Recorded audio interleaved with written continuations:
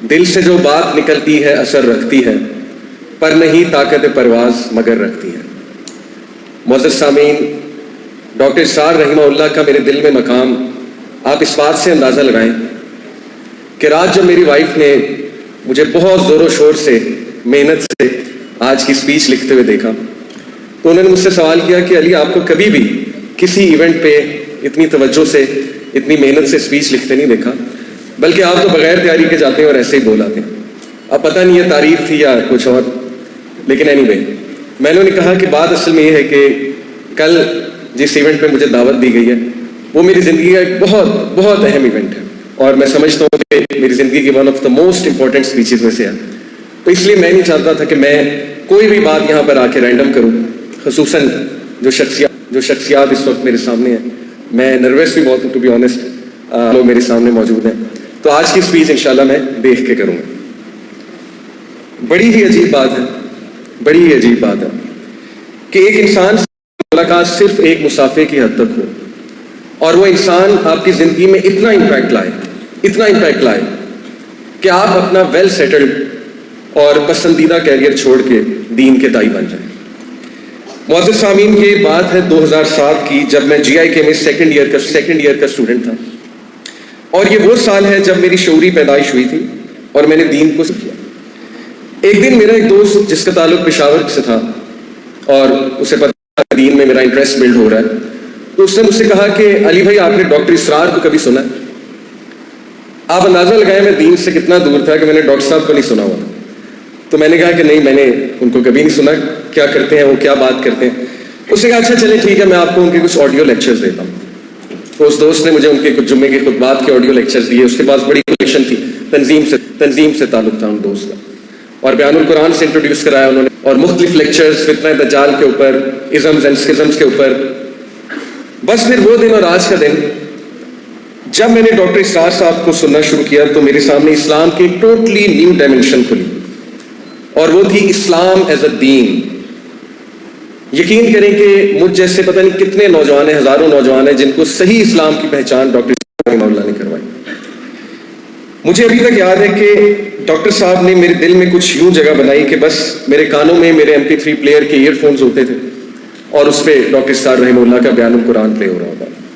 میرے شہر سے یونیورسٹی کا راستہ 6-7 گھنٹے تھا، فیصل آباد ٹو جی آئی کے، تو سارا راستہ الحمدللہ میں بیان القرآن سنتا جاتا تھا، اور اس طرح جو اگلے 3 سال یونیورسٹی کے تھے میں نے بیان القرآن سنا۔ 3 سال میرے دائی بننے میں سنگل ہینڈڈلی ڈاکٹر صاحب کا بہت بڑا کردار ہے۔ مجھے ابھی تک یاد ہے کہ میں نے ڈاکٹر ذاکر نائک حفظہ اللہ کا انٹرویو سنا، جس میں انہوں نے ڈاکٹر صاحب کا تذکرہ کیا کہ ڈاکٹر اسرار رحمہ اللہ نے انہیں نصیحت کی، ایڈوائز کی کہ بیٹا اگر آپ دین کا کام ٹھوس انداز سے کرنا چاہتے ہیں تو آپ کو فل ٹائم دائی بننا پڑے گا۔ اور پھر 2011 میں آئل اینڈ گیس فیلڈ میں فیلڈ انجینئر تھا UAE میں، رویس میں، تو میں نے آخرکار فیصلہ کیا کہ انشاءاللہ میں اپنے آپ کو دین کی خدمت کے لیے ڈیڈیکیٹ کروں گا اور فل ٹائم دائی بنوں گا۔ معزز سامعین، میری زندگی میں ڈاکٹر اسرار رحمہ اللہ، اندازہ آپ یہاں سے لگائیں کہ کچھ سال پہلے میں ایک بہت ہی پرسنل ایشو تھا، اس کی وجہ سے بہت ڈپریشن میں چلا گیا، اور ایسے آتے ہیں۔ آپ یقین کیجئے کہ اس فیز میں سنگل ہینڈڈلی مجھے نکالنے والے ڈاکٹر اسرار رحمہ اللہ کے کلپس ہیں، اور یہ بات میں مربتاً اس لیے نہیں کہہ رہا کہ آج میری اسپیچ تھی، یہ ریٹ نہیں کر رہا، بلکہ یہ بالکل حقیقت ہے۔ اور الحمدللہ آج لوگ مجھے کہتے ہیں کہ علی بھائی، آپ کے کلپس نے ہمیں ڈپریشن سے نکلنے میں بہت مدد کی۔ تو مجھے اس بات پہ فخر ہے کہ میں ڈاکٹر اسرار رحمہ اللہ کا صدقہ جاریہ ہوں۔ ڈاکٹر اسرار رحمہ اللہ کو اللہ نے پبلک سپیکنگ کی تو کوالٹی دی تھی، لیکن میں آج آپ کو ایسی کوالٹی بتاتا ہوں جو میں نے پرسنلی بہت فیل کی، اور بلکہ ہمارا جو حلقہ احباب ہے، ہمارے جو دوست ہیں، اکثر ہم اس کوالٹی پہ بہت بات کرتے ہیں، بلکہ ہمارے جو ریمائنڈر سیشنز ہوتے ہیں یوتھ کلب کے، جس میں ہم تزکیہ سیشنز کرتے ہیں، اسپیکرز کو نصیحتیں کرتے ہیں، اپنے آپ کو بھی، اس میں خاص ہم یہ مثال کوٹ کرتے ہیں، کوالٹی کوٹ کرتے ہیں، اور وہ کوالٹی تھی کہ ڈاکٹر اسرار رحمہ اللہ کی آواز سیدھا دل میں گھر کر جاتی، اور یہ ان کے خلوص نیت کی وجہ سے تھا۔ دیکھیے، میں نے شروع میں جو شعر پڑھا وہ انہی کو ڈیڈیکیٹ کرنے کے لیے پڑھا تھا کہ دل سے جو بات نکلتی ہے اثر رکھتی ہے، پر نہیں طاقت پرواز مگر رکھتی ہے۔ آپ کو پتا ہے کہ جب بھی میں یونیورسٹیز میں جاتا ہوں اور یہ شعر سناتا ہوں تو میں بچوں کو کہتا ہوں کہ اگر تم نے اس شعر کی پریکٹیکل مینیفیسٹیشن دیکھنی ہے اور اس کو پریکٹیکلی سمجھنا ہے تو ڈاکٹر اسرار رحمہ اللہ کو سنو. اکثر ہم دوست کی بات کر رہے ہوتے ہیں، بلکہ میں آپ کو ایک واقعہ سنا دیتا ہوں.